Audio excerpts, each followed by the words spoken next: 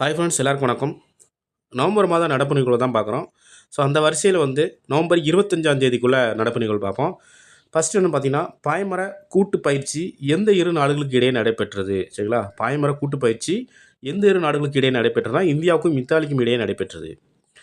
INS Tarangini பாய்மர பயிற்சி கப்பல் India.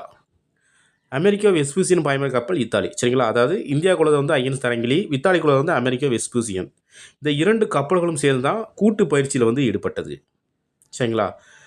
அடுத்தது 2வது பார்த்தீங்கன்னா, மகாராஷ்டிரா பேரவை வரலாற்றில் 60 ஆண்டுகள் இல்லாத வகையில் எதிர்க்கட்சி தலைவர் இல்லாத பேரவை அமைய உள்ளது. சரிங்களா? எதிர்க்கட்சி இல்லாத தலைவர் பேரவை எங்கே அமைய உள்ளது அப்படின்னு பார்த்தீங்கன்னா, மகாராஷ்டிரா. சரிங்களா? அடுத்து 3வது பார்த்தீங்கன்னா, டெல்லியில் ஜனவரி 11, 12 நாட்களில் வளமையான பாரதத்தின் இளம் தலைவர்கள் மாநாடு நடத்தப்படும் அப்படின்னு யார் சொல்லியிருக்காங்கன்னா, பிரதமர் மோடி அவர்கள் சொல்லியிருக்கிறாங்க. ஸோ இதில் பார்த்தீங்கன்னா, அரசியல் பின்புலம் இல்லாத இளைஞர்கள் பொது வாழ்வில் இணைக்கும் முயற்சி. சரிங்களா? அரசியல் பின்புலம் இல்லாத இளைஞர்கள் பொது வாழ்வில் இணைக்கும் முயற்சி. அடுத்ததில் என்ன பார்த்தீங்கன்னா, மொத்தம் 2000 இளைஞர்கள் இதில் பங்கேற்கிறாங்க. சரிங்களா? அதேமாதிரி ஜனவரி 12 என்பது இளைஞர்கள் தினம் கொண்டாடப்படுகிறது. சுவாமி விவேகானந்தர் அவர்களின் பிறந்தநாளை முன்னிட்டு ஜனவரி 12 இளைஞர் தினமாக கொண்டாடப்படுகிறது, குறிப்பிடத்தக்கது. அடுத்தது 4வது, 3000க்கும் மேற்பட்ட புத்தகங்களுடன் பிரகிருத் அறிவகம் என்ற பெயரில் சிறாருக்கு நூலகம் யார் ஆரம்பிக்க இருக்கிறார் பார்த்தீங்கன்னா, ஸ்ரீராம் கோபாலன். சரிங்களா? 30,000க்கும் மேற்பட்ட புத்தகங்களுடன் பிரகிருத் அறிவகம் என்ற பெயரில் சிறாருக்கு நூலகம் யார்னா ஸ்ரீராம் கோபாலன் அவர்கள் அமைக்க இருக்கிறார். அடுத்த 5வது கொஸ்டின் பார்த்தீங்கன்னா, 4 ஆண்டுகளில் 1000 கூடுகள் உருவாக்கிய அறக்கட்டளை எது அப்படின்னு பார்த்தீங்கன்னா, கூடுகள் அறக்கட்டளை தான். சரிங்களா? பிரதமர் மோடி அவர்கள் கூடுகள் அறக்கட்டளை பாராட்டியுள்ளார். எதற்காக பாராட்டியிருக்காங்க அப்படின்னு பார்த்தீங்கன்னா, சிட்டுக்குருவிகளின் எண்ணிக்கை அதிகரிக்க பள்ளி குழந்தைகள் தங்கள் பணியில் இணைத்துள்ளது. சரிங்களா? சிட்டுக்குருவிகளை எண்ணிக்கை அதிகரிக்கணுக்காண்டி பள்ளி குழந்தைகளும் தன்னுடைய அறக்கட்டளை இணைத்துள்ளனால பிரதமர் மோடி அவர்கள் இந்த கூடுகள் அறக்கட்டளை பாராட்டியுள்ளார். அடுத்தது 6வது கொஸ்டின் பார்த்தீங்கன்னா, உலகிலேயே மிகப்பெரிய இளைஞர் அமைப்பு எதுன்னு பார்த்தீங்கன்னா, என்சிசி. ஸோ அந்த என்சிசி எப்போது உருவாக்கப்பட்டதுன்னு பார்த்தீங்கன்னா, 1948 உருவாக்கப்பட்டது. சரிங்களா? என்சிசி 1948 உருவாக்கப்பட்டது. இதோட 76வது ஆண்டு விழா எப்போ நடைபெற்றதுன்னா, சென்னையில் நடைபெற்றது. சரிங்களா? எங்கே நடைபெற்றதுன்னா, சென்னையில் நடைபெற்றது. அடுத்தது பார்த்தீங்கன்னா,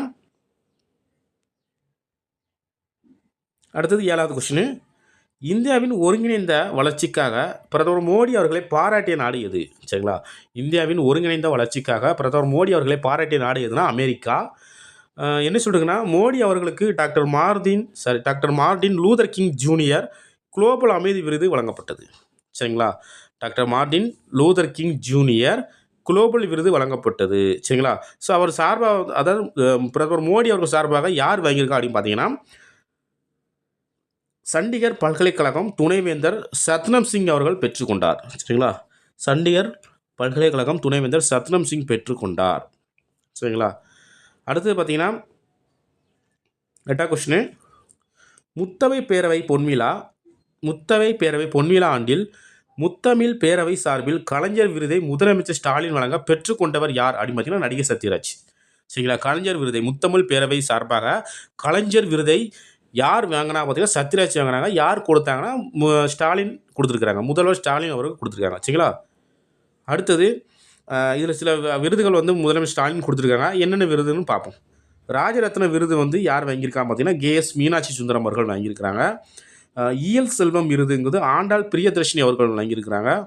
இசை செல்வம் விருது காயத்ரி கிரீசி அவர்கள் வாங்கியிருக்கிறாங்க. நாதஸ்வர செல்வம் விருது யாருன்னா எம் உமா சங்கர் அவர்கள் வாங்கியிருக்கிறாங்க. தவில் செல்வம் விருது யாருன்னா சுவாமிமலை குருநாதன் அவர்கள் வாங்கியிருக்கிறாங்க. கிராமிய கலை செல்வம் விருது தி சோமசுந்தரம் அவர்கள் வாங்கியிருக்கிறாங்க. நாட்டிய கலை செல்வம் விருது யார் வாங்கியிருக்காங்க பார்த்தீங்கன்னா, பார்வதி ரவி அவர்கள் வாங்கியிருக்கிறாங்க. சரிங்களா? ஸோ இதெல்லாம் முக்கியமான விருது, இதே நோட் பண்ணி வச்சுக்கோங்க. அடுத்தது பார்த்தீங்கன்னா, 9வது கொஸ்டின், தென்னிந்தியா சுற்றுலா தலங்களுக்கு தங்கத்தேர் சொகுசு ரயில் இயக்கம் தொடங்க உள்ளது எப்போதுனா டிசம்பர் 14. சரிங்களா? தங்கத்தேர் சொகுசு ரயில் டிசம்பர் 14 தொடங்க உள்ளது. இதில் மொத்தம் எத்தனை நபர்கள் பயணிக்கலாம் பார்த்தீங்கன்னா, 80 நபர்கள் பயணிக்கலாம். சரிங்களா?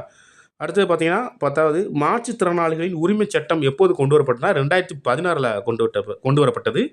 அதே மாதிரி வரதட்சணை சட்ட விரோத சட்டம் எப்போனா 1962 கொண்டு வரப்பட்டது. சரிங்களா?